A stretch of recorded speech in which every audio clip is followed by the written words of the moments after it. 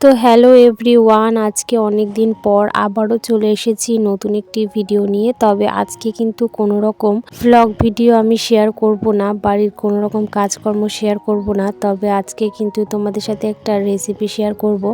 তবে আমি জানি এই রেসিপিটা তোমরা অনেকেই জানো, তবে আমার মতো করে আজকে কিন্তু আমি বানালাম। তো চলো সেটাই তোমাদের সাথে আজকে শেয়ার করব।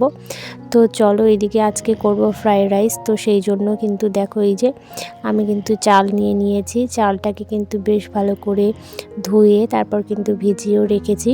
তো আমি কিন্তু এখানে ভাঙা বাসমতি নিয়েছি, তোমরা কিন্তু ফ্রাইড রাইসের চালটাই নিতে পারো। তো আমার কাছে ছিল না বলে আমি কিন্তু এই চালটাই নিয়েছি, যেটা ছিল সেটাই।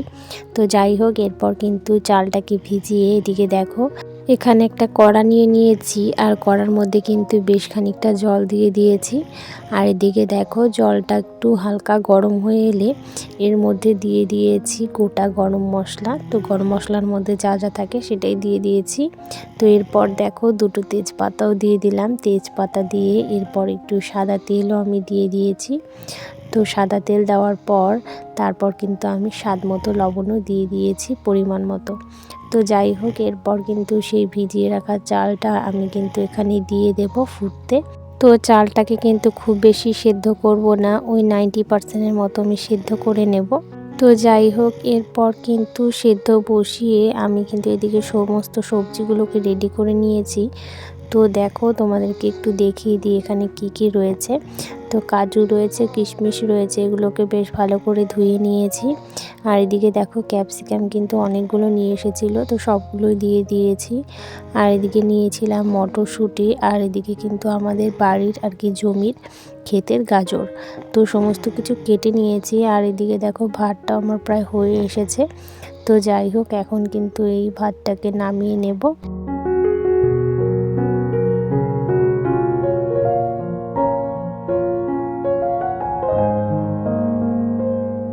এদিকে দেখো একটা ঝুড়ি নিয়ে নিয়েছি, তো সেই ঝুড়িটার মধ্যেই কিন্তু ভাতগুলোকে এখন ঢেলে নেব।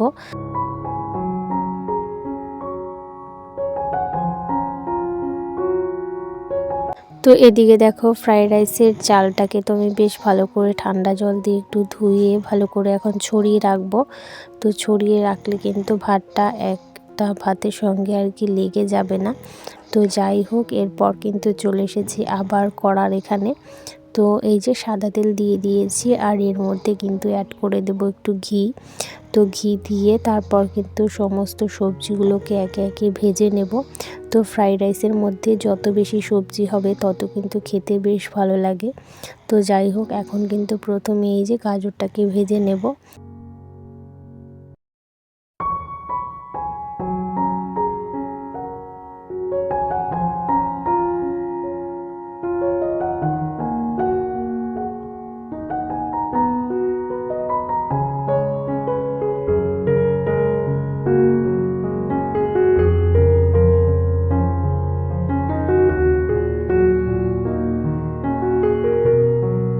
তো এদিকে দেখো গাজরটা কিন্তু ভাজা হয়ে এসেছে। এখন কিন্তু আমি এই যে ক্যাপসিকামগুলো দিয়ে দিচ্ছি।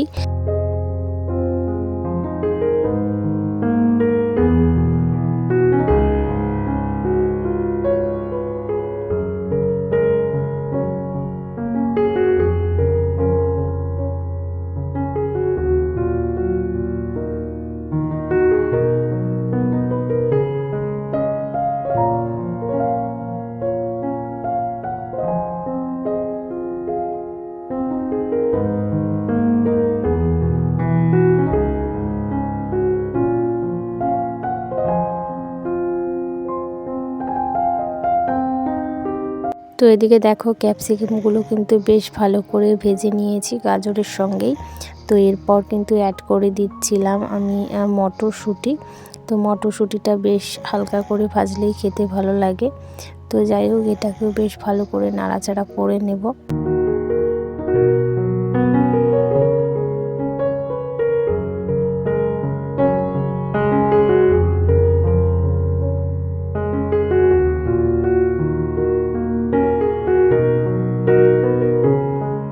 এরপর দিয়ে দিলাম কাজু, ধুয়ে রাখা কাজু, আর এদিকে ধুয়ে রাখা কিশমিশটাও কিন্তু দিয়ে দিলাম।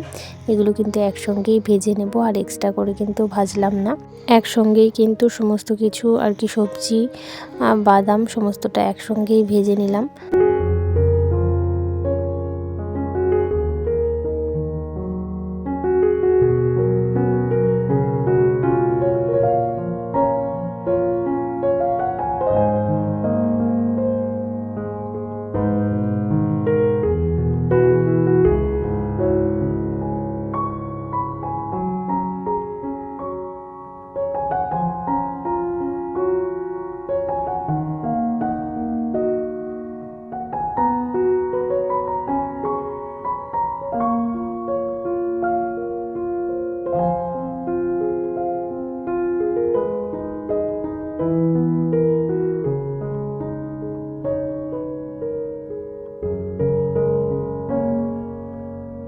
তো এদিকে দেখো সবজিটাকে তুলে নিয়েছি, আর সবজিটাকে তুলে কিন্তু আমি এদিকে আবার কড়ার মধ্যে তেল দিয়ে দিয়েছি, গোটা গরম মশলা, তেজপাতা দিয়ে দিয়েছি। এখন কিন্তু একে একে আমি এই যে চালগুলোকেও দিয়ে দেব। তো চালগুলোকে দিয়ে বেশ ভালো করে এখন আমি মিশিয়ে নেব। তো যাই হোক, আমি যেহেতু ভাঙা বাসমতিটা নিয়েছিলাম, তো সেই জন্য কিন্তু একটু অন্যরকম হয়েছিল। তবে ফ্রাইড রাইসের চালটা নিলে কিন্তু বেশ ভালো লাগবে খেতে। তবে এটাও মন্দ হয়নি, বেশ ভালোই কিন্তু হয়েছিল। তো যাই হোক, এখন ভালো করে এই যে মিশিয়ে নেব। তো মিশিয়ে নেওয়ার পর এখন এই যে ভেজে রাখা সবজিগুলো যে রয়েছে, তো সেগুলোও কিন্তু আমি দিয়ে দেব।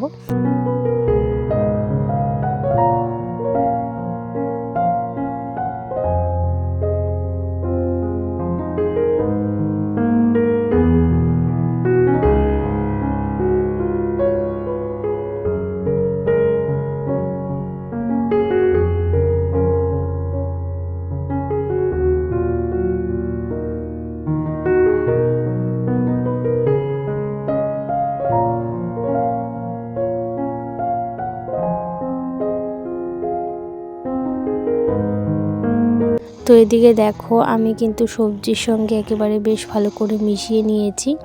আর এরপর কিন্তু স্বাদ মতো চিনি দিয়ে দিয়েছি। তোমরা যেরকম মিষ্টি পছন্দ করো সেরকম কিন্তু দিতে পারো।